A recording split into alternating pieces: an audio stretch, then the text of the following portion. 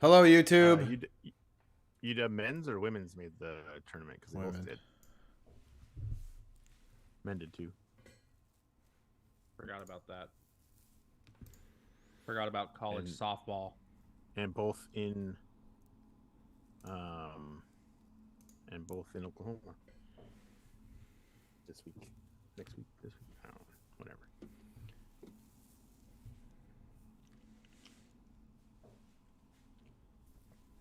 They already played the Storm. I thought they played tonight.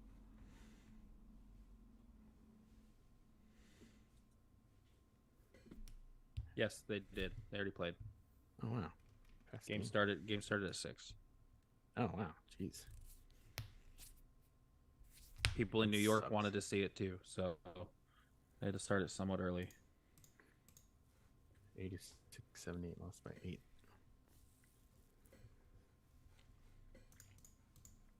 How did Stewie do? We're up on YouTube, guys, by the way. Everyone say hi to YouTube. You but You, but. 25 points, 11 rebounds. Yikes. Vandersloot, no points, 11 assists. Brian, you really look like you're happy to be here.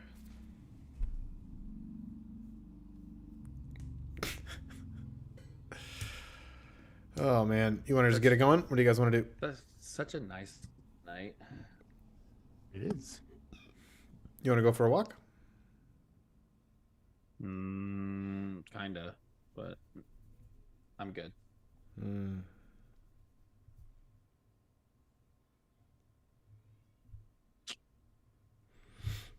You know, we originally thought it would be fun to live stream so people could get like a behind the scenes look at all the stuff that happens between the cuts and all like the prep work and stuff.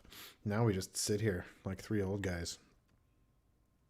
I gotta go get weren't a water really quick, gentlemen. We weren't recording when we were talking about interesting things, but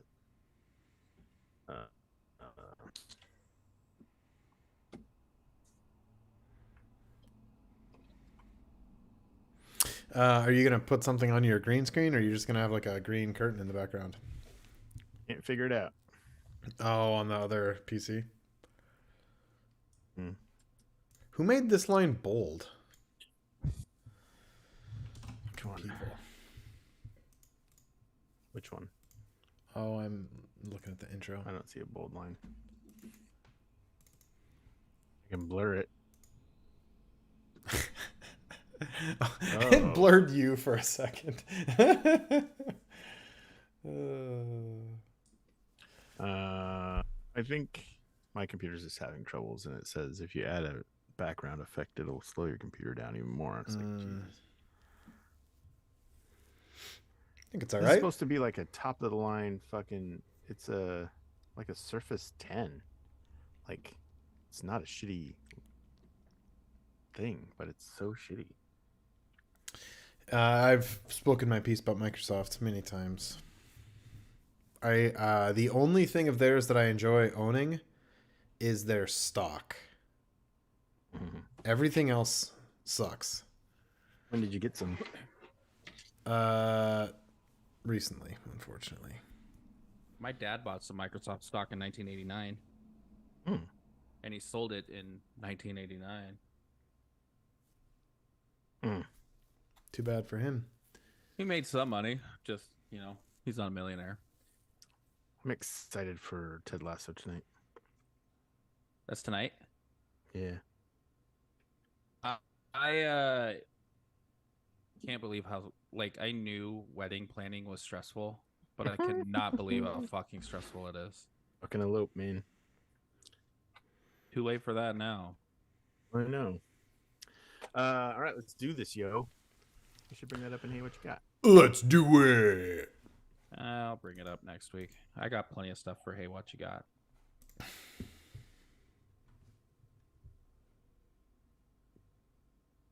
What? Who fucked this thing up? What are you doing? I'm looking at the intro. Someone came in there and put a bunch of crap in it. Okay. Ready? Yeah. What is going on, sport fans? Welcome into episode 31 of the P Cubed podcast. My name is Thomas Barrett, and I'm here with my buddies Nate Hull and Brian Danello. We're so glad that you're here hanging out with us while we have our weekly look at the Seattle sports landscape. We're just three idiots having a chat, and we need your help to keep us in line. So please send your feedback in. You can email us at p3sportspod@gmail.com. You can find the pod on Apple, Spotify, and iHeart. You can tweet us at P3SportsPod, or you can join us live on YouTube while we record at P3SportsPod on YouTube.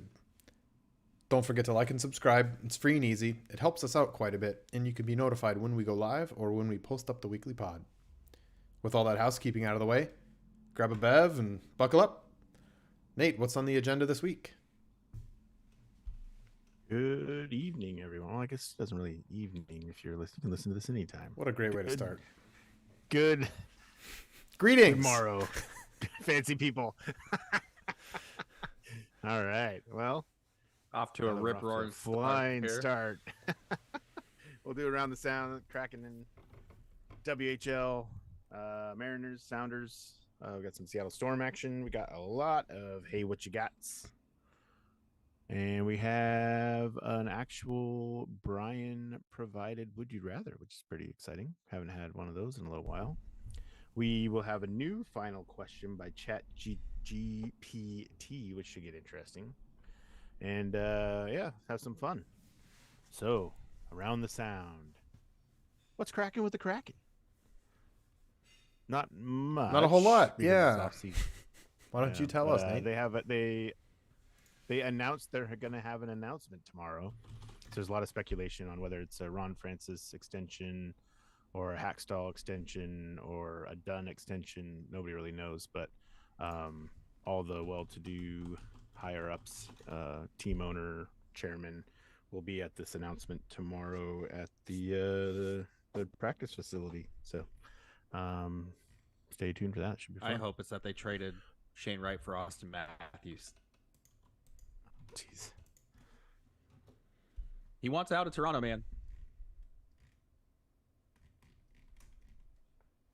Okay, I'm not prepared to say anything about that, but I don't think Shane Wright has. No, that much he doesn't. value, It's a but joke. That's fine. I know that it's not what's gonna Oh, okay. what it's gonna be. I'm aware of that, but it'd be cool.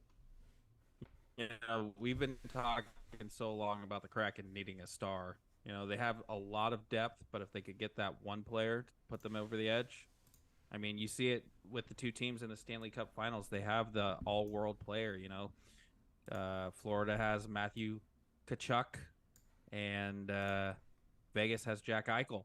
So, you know, you need that guy that can go and take over a game at any time in order to win the Stanley Cup. You know, they have. Yeah, I think you know, the Kraken will have to decide what they want to do, because if they add a high-priced player, they're going to have to cut up quite a few of the current players to be able to do that. And do you mess with the chemistry? Do you hope that the internal folks grow into something great? Like, does Cartier provide value? Shane Wright? You know, do the players that played this year grow? You know, and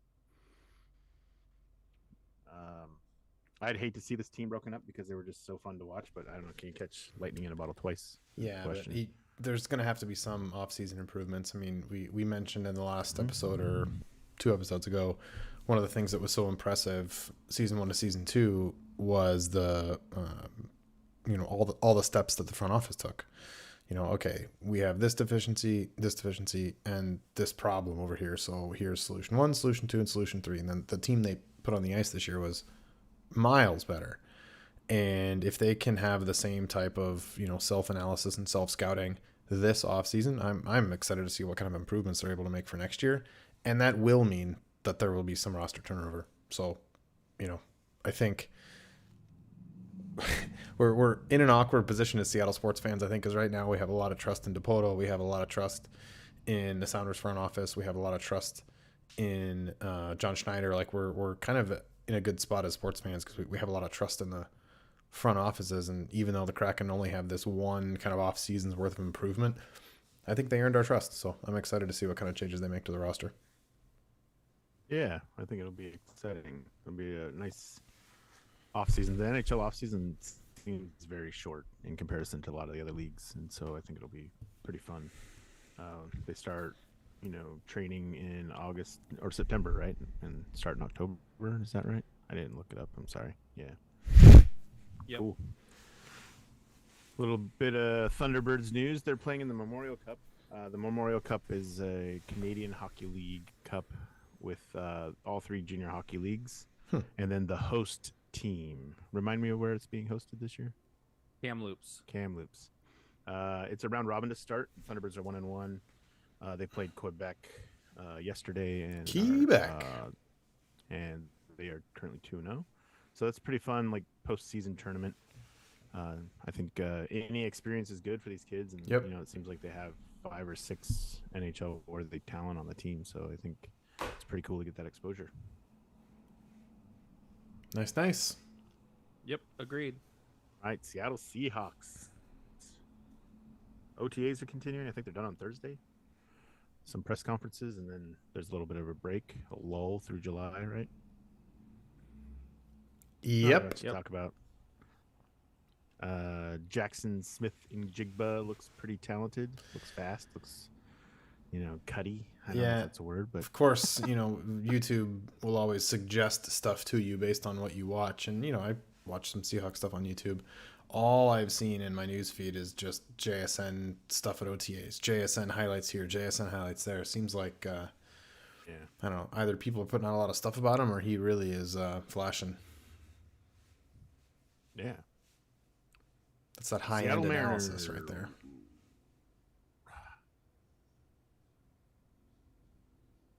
Seattle Mariners.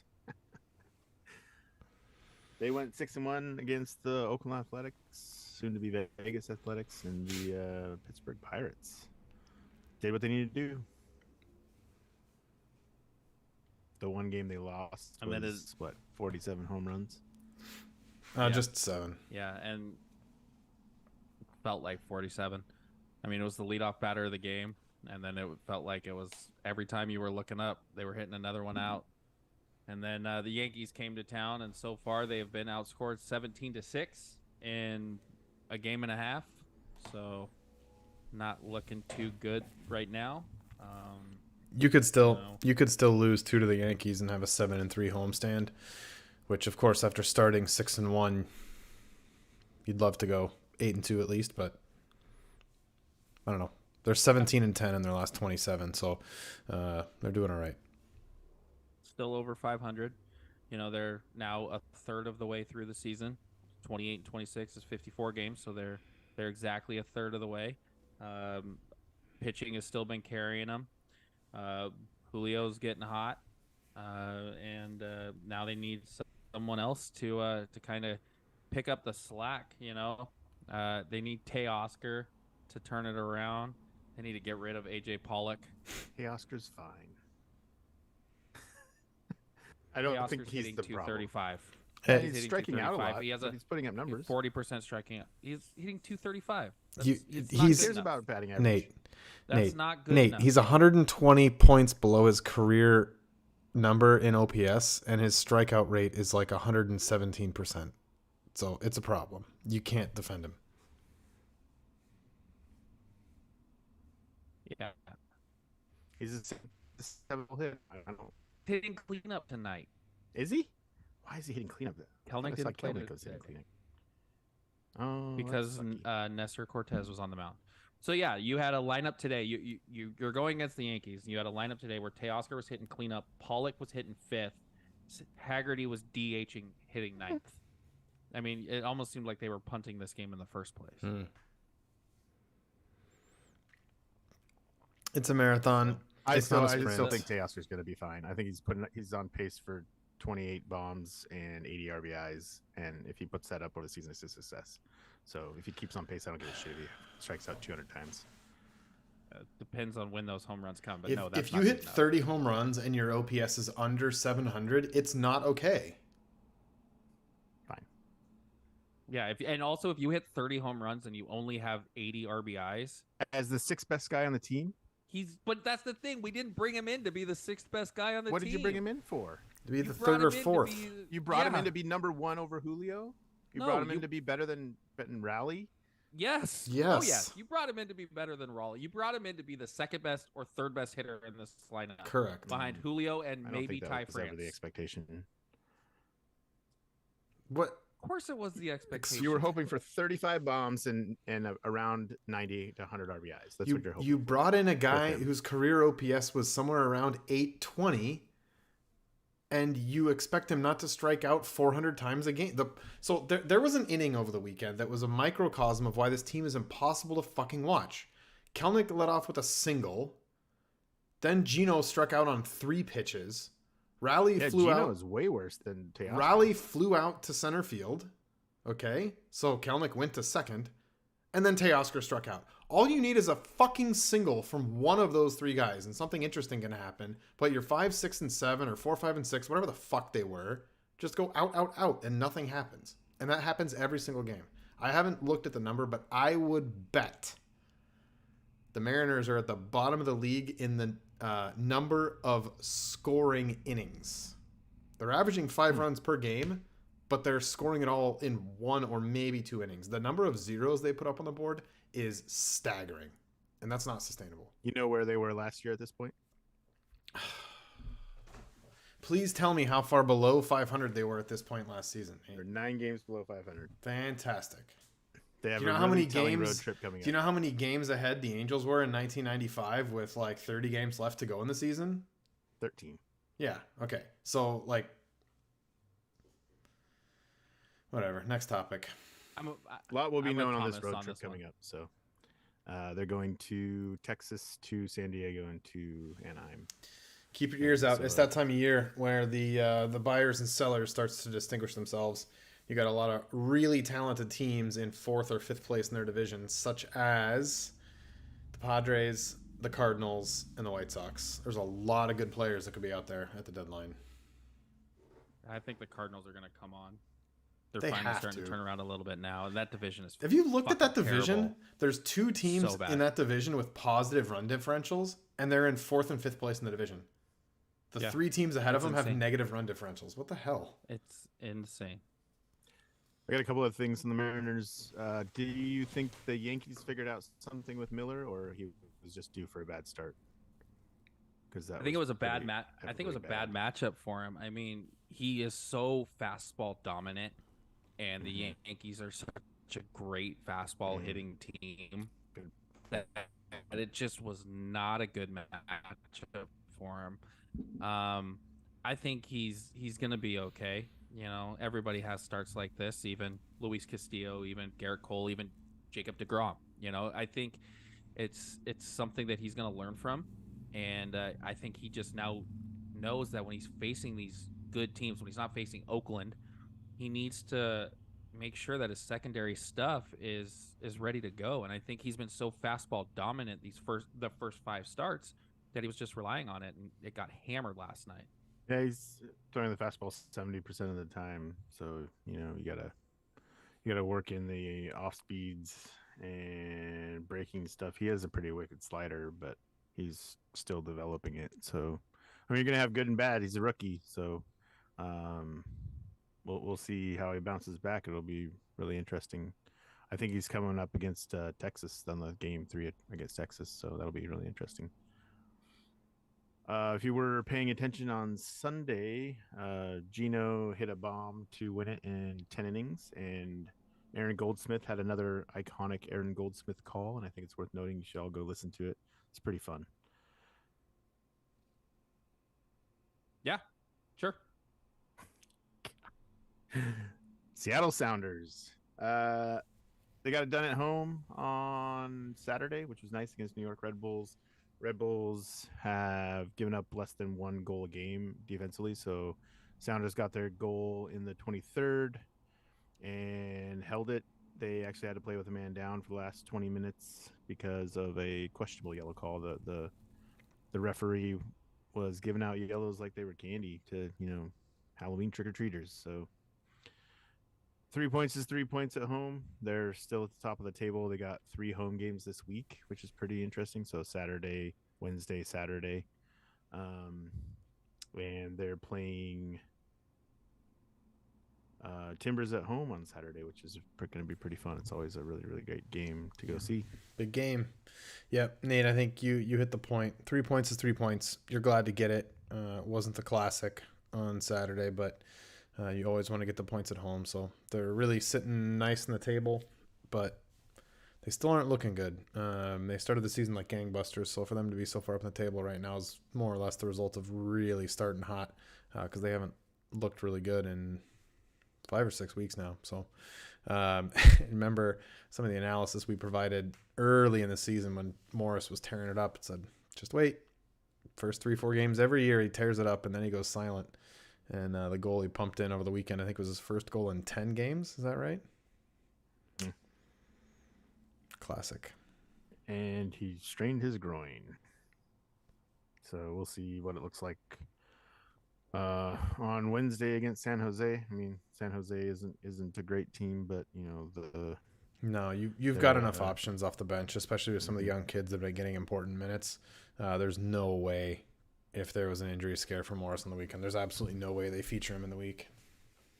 Probably not. Right on, yeah. Go watch some Sounders. It's fun. Seattle Storm. They lost. We're recording this on Tuesday. They lost tonight to Brianna Stewart and the New York Liberty in the return to Seattle. Brian, got anything good on that? I actually was watching. I watched almost the entire second quarter. They are playing hard. They are just very young, and they're playing one of the two super teams in the league. So the fact that they lost by 8, so it was a competitive game. Brianna Stewart did her thing. The rest of the Liberty, Nate, you pointed out earlier that Courtney Vandersloot did not score but had 11 assists. That's what she's on the team to do, is just distribute the ball to all of the playmakers that they have. So it was, it was good to see Stewart get a round of applause. She got they called it the King Griffey Jr. treatment, not the Russell Wilson treatment, which I appreciate. I think that's exactly what the Storm fans should have done. There's a lot of reason for optimism for this team, just not a lot this year. It's going to be a rough year, but they've got a lot of young pieces that are going to be getting a lot of minutes, and hopefully they can put it together and string a couple wins together here in the future. One other note on WNBA, Las Vegas Aces are 4-0 on the season, and they're averaging a win by 26 points, which I think is pretty impressive no matter what league you're in. So the other super team is being super. And I think the difference is between the two super teams is one of the super teams has pretty much been together the entire time. They won the championship last year. They added Candace Parker, yes, but other than that, the rest of the team is still intact. Whereas with the Liberty, they brought in they have 4 All-Stars. 3 of them are new this year, so it's going to take a while for them to gel. Whereas Vegas already has that camaraderie in place. Yeah, well, great. College baseball and softball. Yeah, I wanted to give a shout out to UW for both. It kind of hurts me to say, but they've earned it.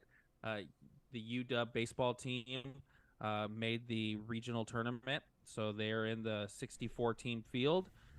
They're playing down in Oklahoma State, so they're playing in Stillwater.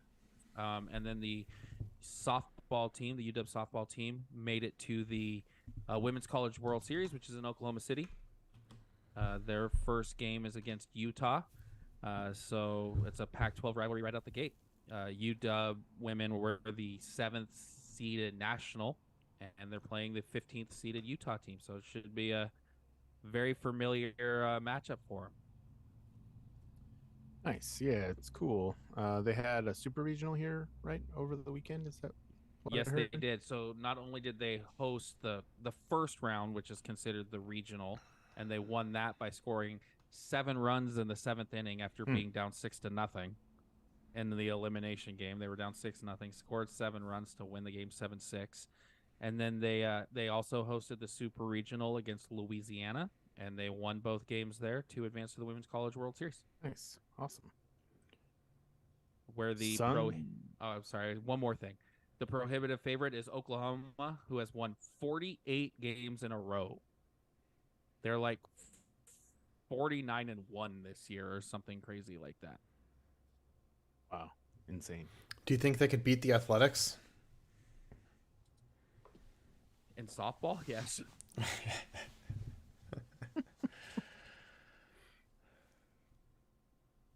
Sons of Pitches softball.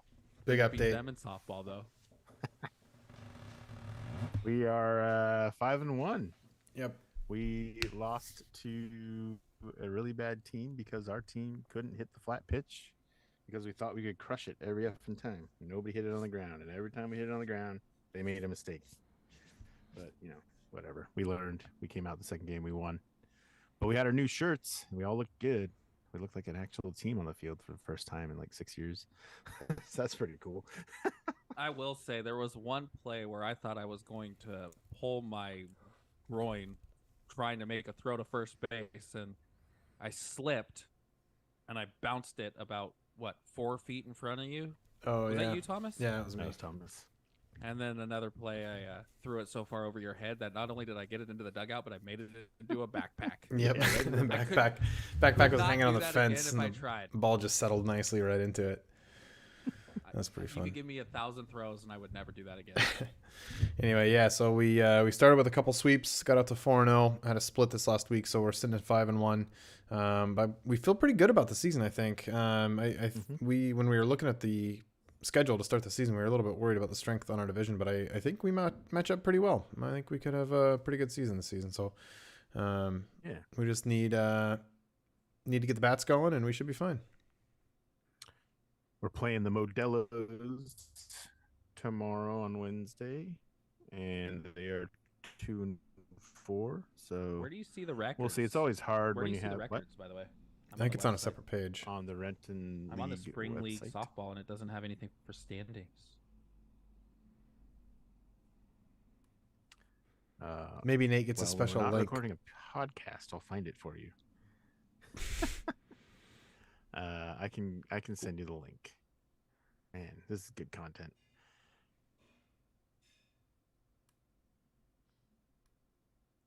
Is that it? Well, thanks everybody. We'll be right back with sportspredictions.net. Sorry, I was at the website and I see the schedule, but I don't see the standings. Good job, everyone. I think it's on the schedule page. Oh, it is. Yeah, if I had a computer, I would look it up, but I don't. I can send you the link.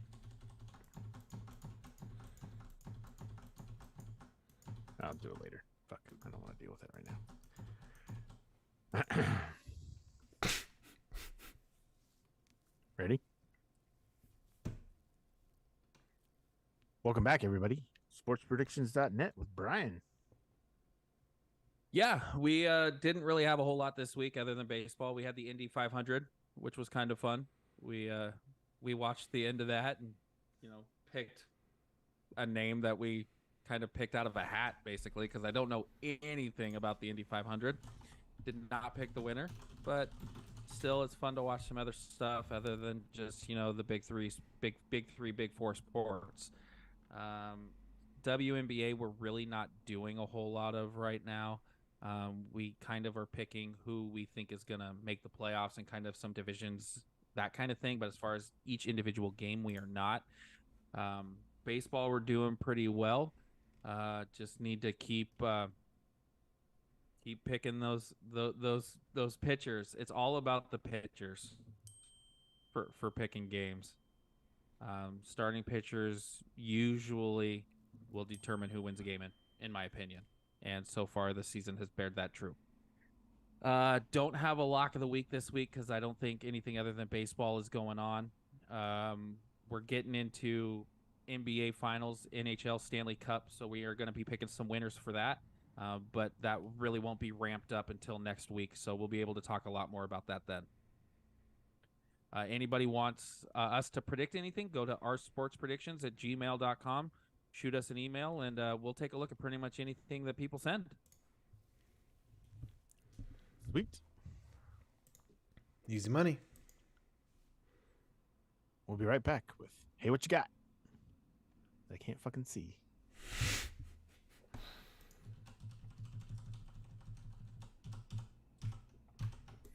There we go. 1, 2, 3, 4, 5, 6, 7, 8, 9, 10, 11. Plus the young kid. I got a young kid coming. He talks a big game. Oh boy. 25. We need some youth. So Does he want to play shortstop? no. He said he played shortstop in high school, but he hasn't played in a few years. He said he feels more comfortably outfield for now. So maybe. Another outfielder. My chances of getting out there are getting smaller and smaller. Your chances of playing third base are getting higher and higher. That's never going to happen. Just so Why you know. are you so afraid of third base? I don't It's wear a lot cup. easier. So, field the ball. Why don't you play third base? I could. My arm isn't as good as everybody else's, but I could. If I knew how to field a baseball, I'd volunteer. Honestly, the emergency situation would be to put Corey at third and Russ back at second. Of course. Yeah. By the way, I can't believe no one commented on my thing about, didn't that look like Russ when he was a kid? No. That gif? No. Okay, maybe I'm just crazy. I mean, No, he was Not the white. hair. Differently. Not the hair, but the face. The face looked similar. Let's revisit it.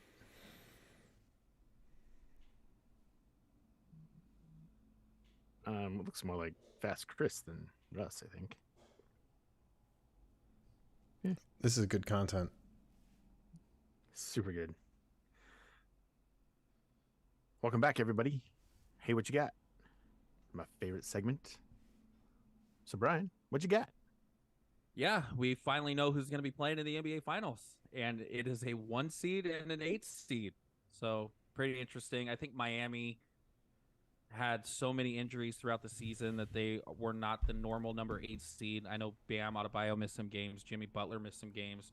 Tyler Hero has missed the whole playoffs, and they're still in the NBA Finals, which is very impressive. And then Denver, undefeated at home, ran through the Western Conference, didn't have as many challenging games as Miami did, which could be a benefit because they're way more rested. They haven't played a game in over a week, but they're not as tested. So it's going to be interesting to see which team comes out on fire in Game 1. I do believe Game 1 is in Denver, and Tyler Hero might be back for this series, so that would be something to watch as well.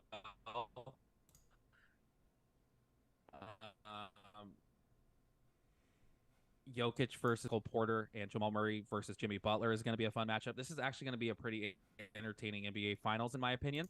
So I'm looking forward to watching it. Who we like to win? Go to sportspredictions.net to find out. There was a tease. Hey Thomas, what you got? Just a couple random NFL notes.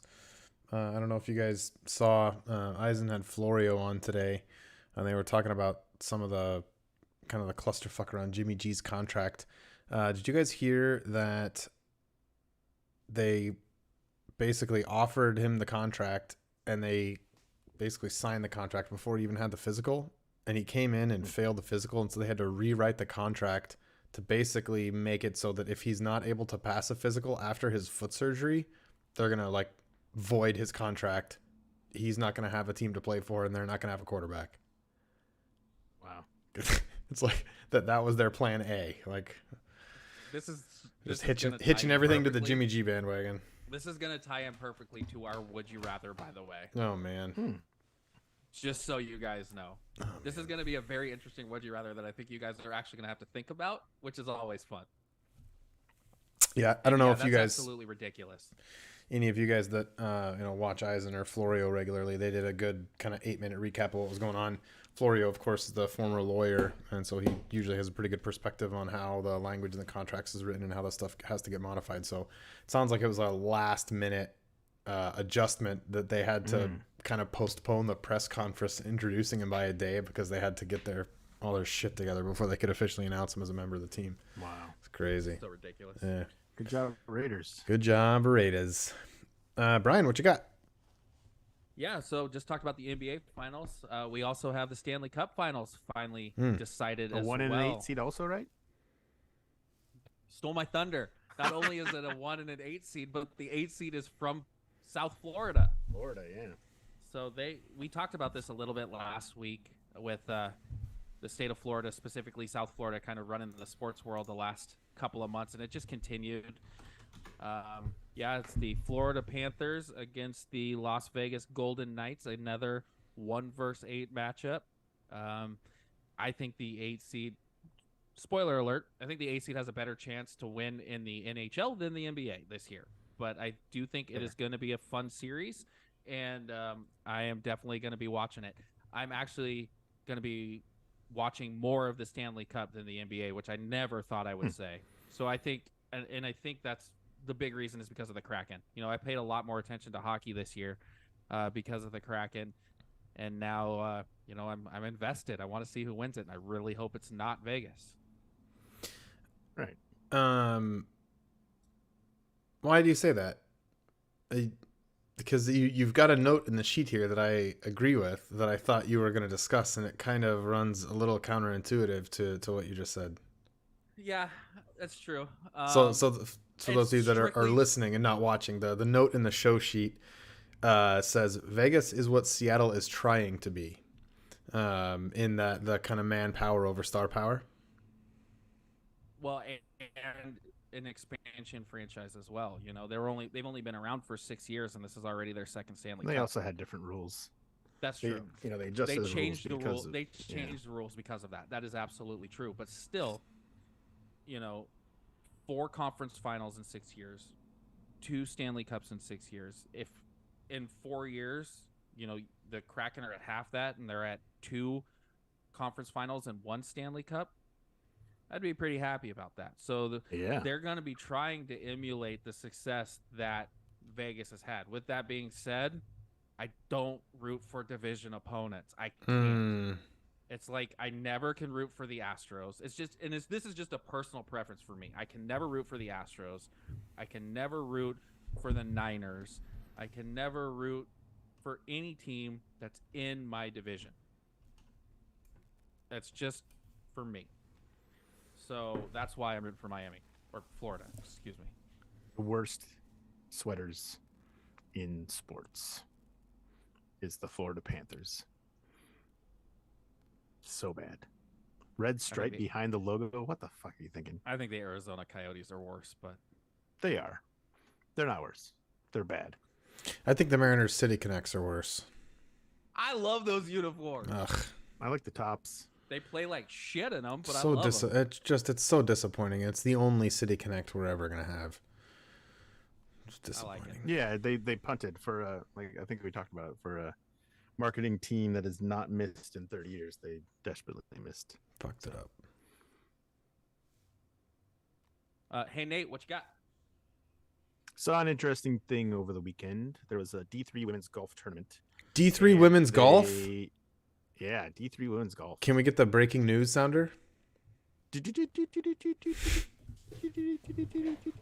Which, by the way, all of these young women competing in this tournament were better golfers than all 3 of us. So let's just put that out there. Oh yeah, for sure. We could play all 3 of us best ball against one of them. And you mean a scramble? Fuck. Yeah. Okay. And to my point, thanks, Brian. Nate, please continue. They nullified the 3rd round of the tournament because of the pin placement on one of the holes, and I watched some of the putts. So one lady had maybe a 12-foot putt and putted it within 2 inches of the cup, and it rolled all the way back to her.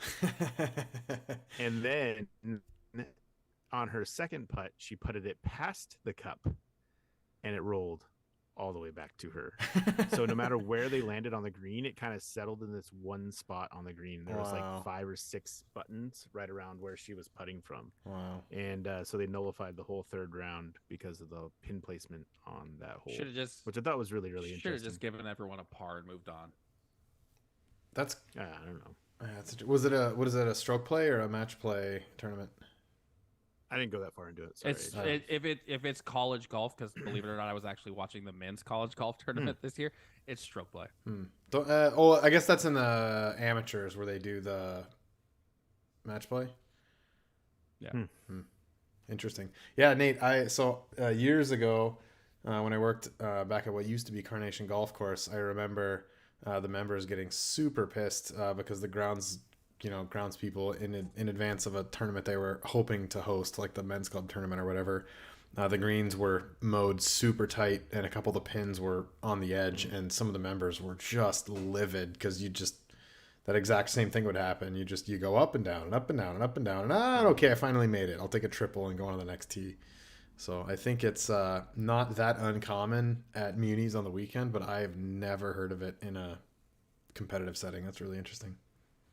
Yeah. Hey, Brian, what you got? Something I think we talked about before the baseball season started was this whole thing with the streaming rights for major league teams and how Bally's was probably not going to be able to pay them, and so it was going to have to revert back to Major League Baseball. That happened for the first time starting on Sunday because the Diamond Sports Group, which owns Bally's, did not pay the Padres their broadcasting rights. And so holy shit, Major League Baseball now has the broadcasting rights to the Padres. This is probably just I'll give you Emerson Hancock in 110 for Manny Machado. We'll take that salary off your books. I don't know. Does he have like a broken hand right now? I don't know. But this is just the first domino. I mean, this is gonna happen to other teams as well. I think they have like eight or 10 teams. DSG. That this could happen to in the next year. Thankfully, not for the Mariners, but it says that they've only paid half of their rights fees to the Reds, the Rangers, the Diamondbacks, and the Guardians. So all of those teams could also go back to Major League Baseball for their broadcasting rights. So it's not a good situation right now for what baseball is going in. That's really interesting. I mean, we're just coming off the back of COVID when the owners were complaining about all this money they've lost, and now some of their broadcasting partners aren't even able to pay them. Very interesting. I think it's probably going to get worse before it gets better. A symptom of cable TV, I think, also. Yeah. Yep. They gotta come up with that a la carte idea or apps that are not wildly expensive. Fubo is the only thing that's getting close, and it's interesting that we're starting to see now. Root Sports is on Fubo advertisements during the Mariners game. Mm-hmm. So and actually, this article that I'm reading right now does point out that the Padres games will still be on Fubo. So interesting. So they must have had a separate deal. Yep. Cool. Hey Nate, what you got? I found a gem on Twitter.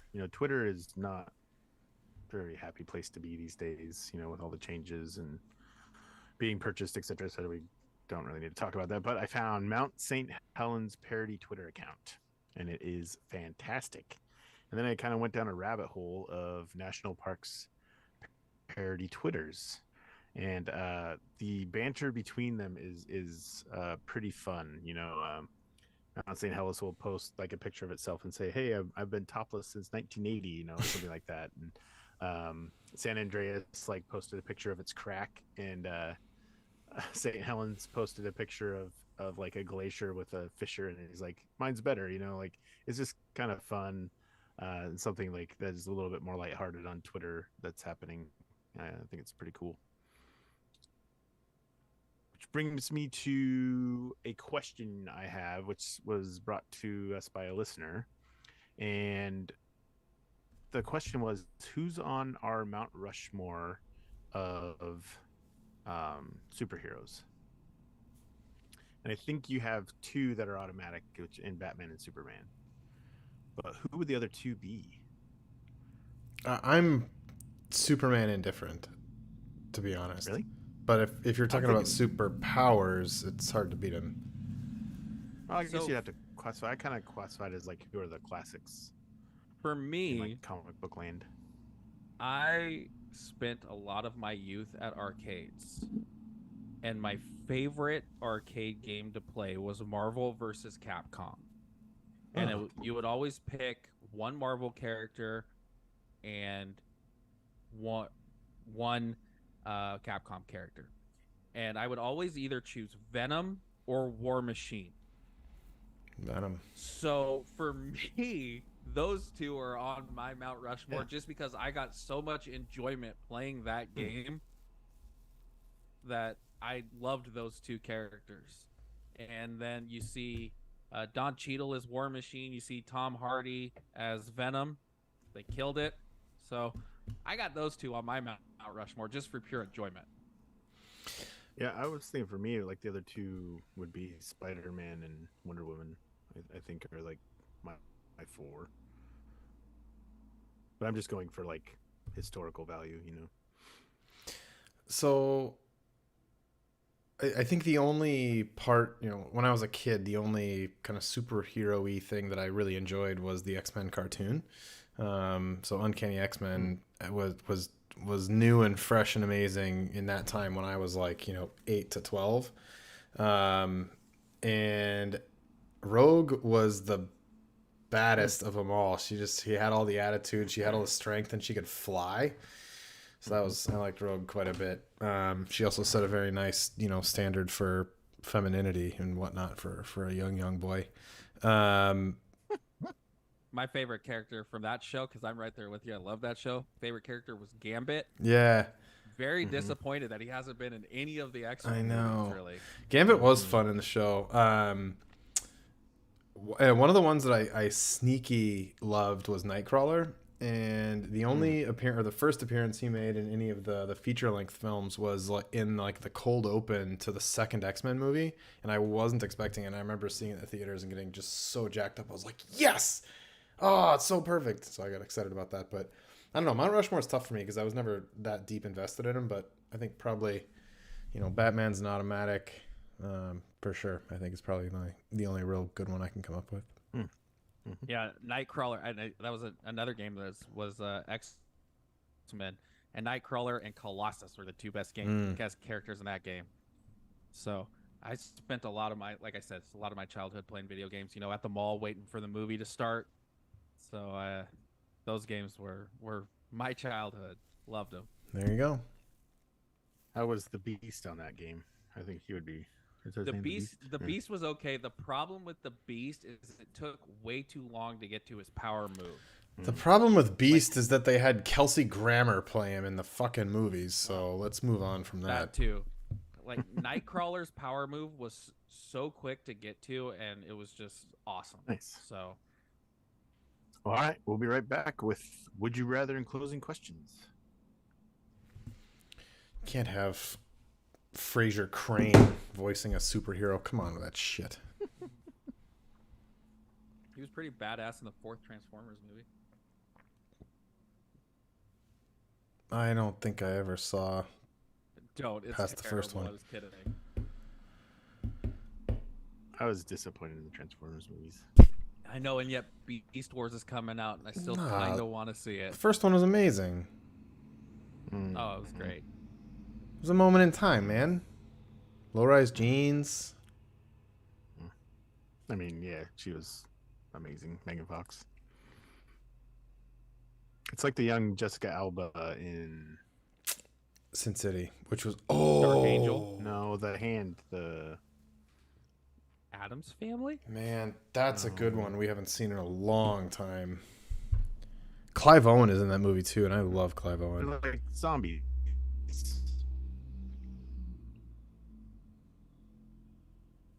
If it was a different world, we could do a Mount Rushmore of young hot actresses. But we can't anymore. Can't say that. I mean, well, YouTube knows you want to. We could do young hot people and include boys. Okay, moving on. Zac Efron's one good looking dude. Oh my god. Really? Oh man, have you seen Baywatch? So good. I love that Dude. movie. Not because of him. He has a but- really interesting show on Netflix. It's And- about sustainable living and stuff. I was a big fan of the movie The Greatest Showman. So I The music wanted in that is I so wanted good. to like that movie, but I so strongly dislike Hugh Jackman, and the character that he plays in that movie is so unlikable. Mhm. But that's what he's supposed to be unlikable until the very end. So he played it perfectly. The music sets it off for me. I think they just did a fantastic job with the music. Oh yeah. I'll watch Moulin Rouge over and over and over and over again instead of watching Greatest Showman again. Greatest Showman and Rock of Ages, man. Rock of Ages just for the cheesiness and the 80s music. I don't think I've ever seen it. Wow. It's so bad, but it's so good. Like Pootie Tang. You know what I did watch the other day was School of Rock. That movie holds Isn't up that really what well. Brian just said? No, School of Rock with Jack Black. No. No. Julianne Hough, Tom Cruise. School of Rock. It was like in 2006 or something like that. But the messages that it sent to young kids at that time was very uplifting. It's like it doesn't matter who you are, where you came from, or what you are. It's like what you want to do and what you want to be, and you can be anything you want, you know. And it was like very positive. I'm highly impressed by it, and it does hold up very well. Welcome back, everybody. Would you rather? Simple this or that, Brian. And bringing the would you rather today. All right. So for this, it's the situations that are currently in the NFL. So I am going to ask you guys a would you rather on if you could be a GM of one of these two teams with their current situations, who would you pick? The first one, would you rather be the Cardinals? No. Or the Texans GM? Ugh. Better coaching staff. I think I'm going with the Cardinals because they have probably the top 2 picks in the draft next year, and they can get out of Kyler Murray's contract next year. I know that you still have to have the season, but the Cardinals are going to be really bad, and Houston's probably going to be really bad. And the Cardinals own Houston's pick, so I think they're going to have, at the very worst, 2 top 5, if not top 3 picks in next year's draft, which could They'll be even fuck it better up than this somehow. year's draft. I Probably. But yeah, if if you're I going was to take running the it, situation, Yeah, I that's think, right. Brian, I think you nailed it for the exact reasons. Both organizations are just dumpster fires, but the determining factor for sure has to be the draft equity that the Cardinals for sure are going to have next year. Ugh, God. yeah, see, it's not as easy. Oh, that I mean, in the doesn't Texans, feel though, good. they did have the second and third pick. They did have the second and third pick in this year's draft. So, you know, for all you know, Will Anderson and C.J. Stroud are going to be great players, and maybe Yeah, they won't be. but if they aren't, you're going to be hamstrung. And the fact that if you're talking about getting hired on now, you said the exact right thing. You know you can get out of Kyler's contract, and you're going to have 2 top 5 picks probably next year. So you sign up for that. Yeah, get rid of Kyler and pick up Caleb Williams. Yep, I think I'm going Arizona. Okay, this next one, the Commanders GM or the Raiders GM? Yeah, I don't think the Commanders have a particularly bad situation. New owners coming in. Ron Rivera is a guy I like, so I'll take Commanders. Has that been finalized, the sale? Not yet, but it's pretty much a formality at this point. You also might get to choose a new name because they didn't copyright the Commanders. Dumbasses. Are you serious? Yeah. Fucking idiots. I wouldn't want to work. They for should be the Washington Raiders patent ownership. officers. Actually, if it was still the dipshit in Washington, I would choose the Raiders. But since it's going to be sold, I would choose the Commanders, I believe. They'd also have a really quality roster right now, but they're going to have some salary cap problems I think coming up. the only thing that I would pick the Raiders is I would love to fire Josh McDaniels. I just think that would be so fun. You take the job just to fire the guy and then you resign. Like, could you imagine? Oh, that would be It's so funny. great. I don't know. I think that the Raiders just they they don't ooze dysfunctionality as bad as the Cardinals, but I never have the impression that they really have their shit together. You say that now, but I mean, we asked this question, 18 months ago with Henry Ruggs and everything that was going on with him. I mean, that there was some serious dysfunction going on there too. With John Gruden's emails, Yeah, true. and everything. The emails. Yeah. And that's why I brought that up. Interesting. Okay, another one. Would you? And I'm gonna be repicking one here. The Saints GM job or the Cardinals GM job? I think the Saints are still negative 50 million in the hole. See, and that's why they would be, believe it or not, one of the last next year from Sean Payton. But still, they are in cap hell, and their quarterback is Derek Carr, so solid but not spectacular. So it's the Saints would probably be towards the bottom for me. I think I'd have to choose the Cardinals. You made a solid argument before. Yeah, it sucks, doesn't it? But I would probably be going with the Cardinals there too. Yeah, I think the way that you phrased it with the Cardinals, it actually. Right. Those were my would you rathers. Nice. Nate, don't you have a couple as well?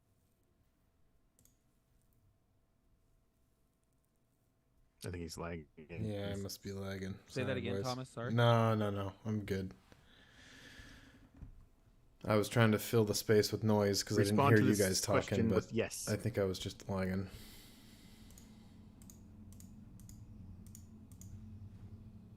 Yeah, in 6 to 8 months, the Cardinals could actually have one of the more enviable GM jobs available. It won't be available, but one of the most enviable GM jobs in the entire league, because they have, they have 2 first-round picks next year. They have 2 third-round picks next year. Kyler Murray, they can get out of that. DeAndre Hopkins, they saved money there.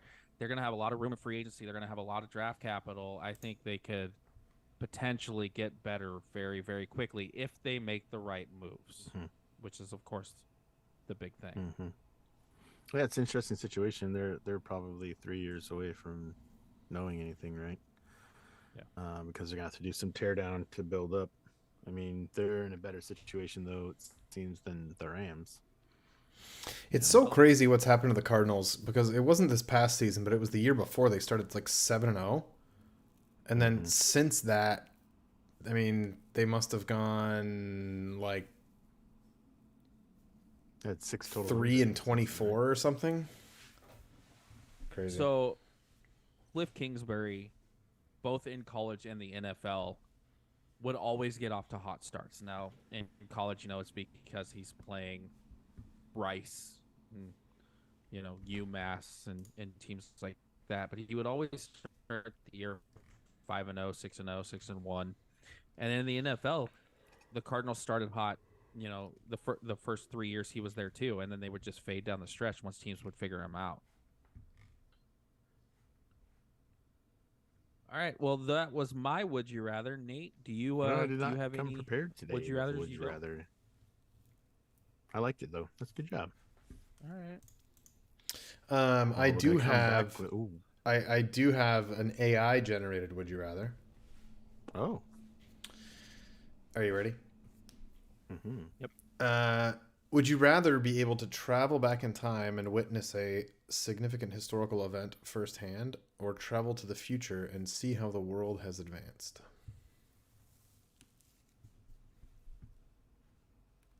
The past, because I don't think I would like the way the future would look. We had a similar question like this, and I deferred to not going to the future, because what if I found out Hannah died or something like that, right? That would just kill me.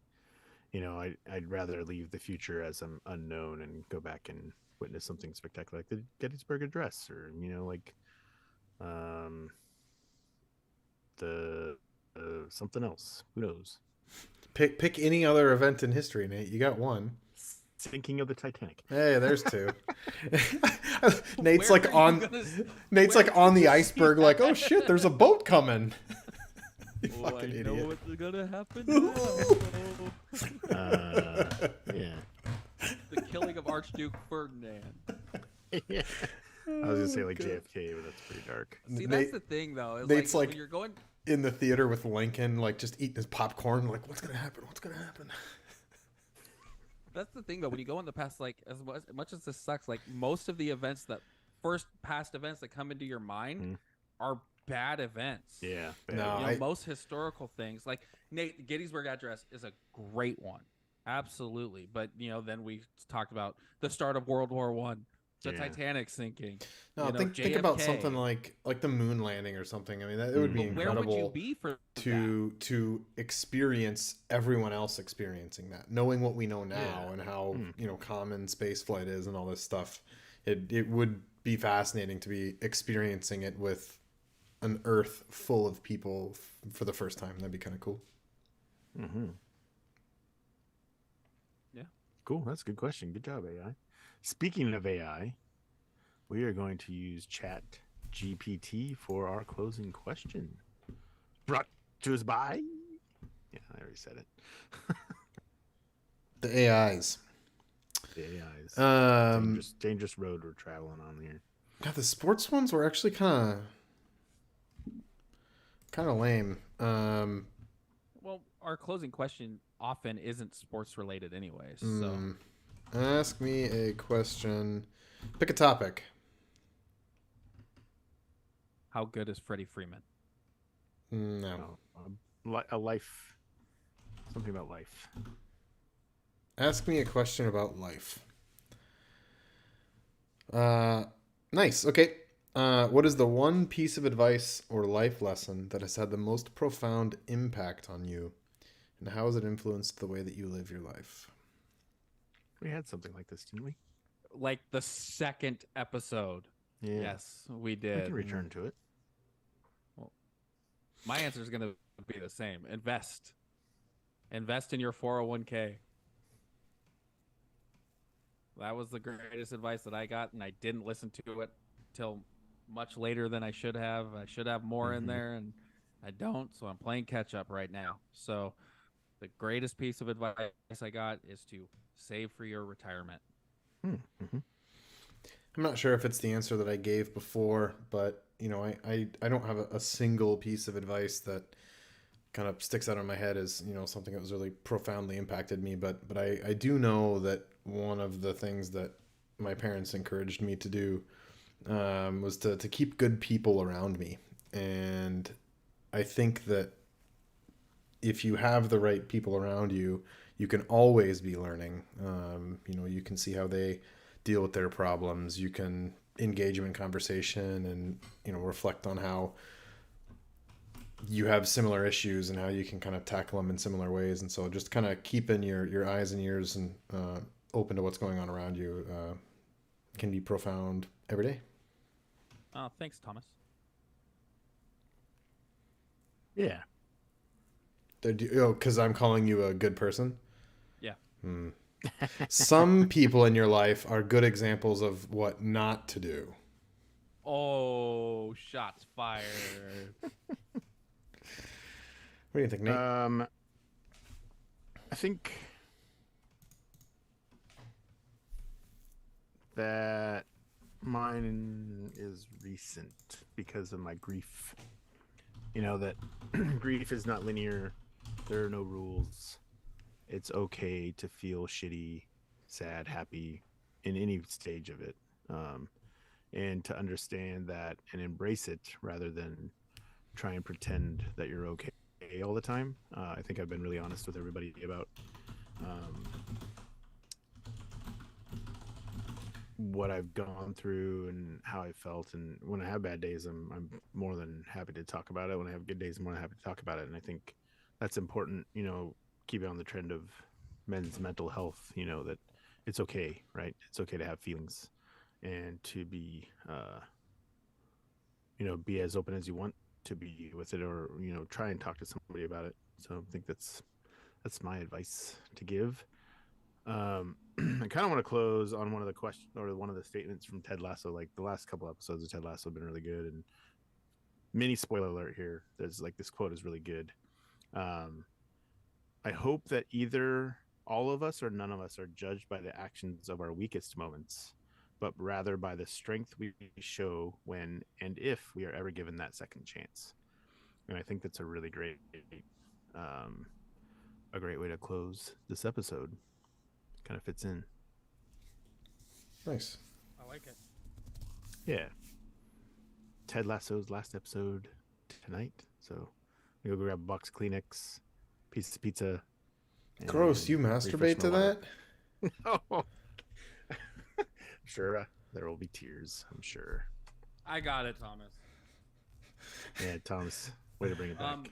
Do you remember in Forgetting way, Sarah Marshall? Guys, just so Are you those happy tears know. or sad tears? What, Brian? I think the fact that he was lagging made it even better. Probably. Don't forget, next week is the first week of the month, Thomas. Ooh. You know, I was thinking about it today, and I almost thought about transitioning my thing with the Raiders over to like NFL free agency, NFL contracts. But yes, I will try to prepare a Tyson zone. Maybe it'll be me hitting for the cycle tomorrow. That'd be fun. My knee's still kind of feeling funky from last week, so I don't know. Are we at Liberty next week Yeah. or tomorrow? Or Yeah. oh, then you got a chance. You hit the ball in that gap, and you can keep running. Yeah. Hannah will be If there. that left fielder did not have such a good arm in that one game, I might have been able to stretch that. But that dude had a cannon. Oh, you guys both missed that game. Yeah, it never Remember happened. when we played 60-foot bases and we could like get around the bases in like 4 steps? That Yes. was really fun times. And I was a lot faster back then too. Yeah. A lot more home runs. Now there's 70-foot bases and it's exhausting. Well, thanks everybody. It was really fun catching up again. Hope everybody had a good weekend, Memorial Day weekend. Yeah. Love you, buddies. Love you, buddies. I told Kaylee I would shout out Kaylee. Shout out Kaylee. F Flip. He doesn't ever respond. Yeah. F that guy.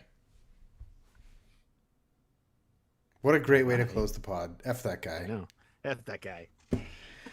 Appreciate y'all. We'll see you next week. Thanks, guys.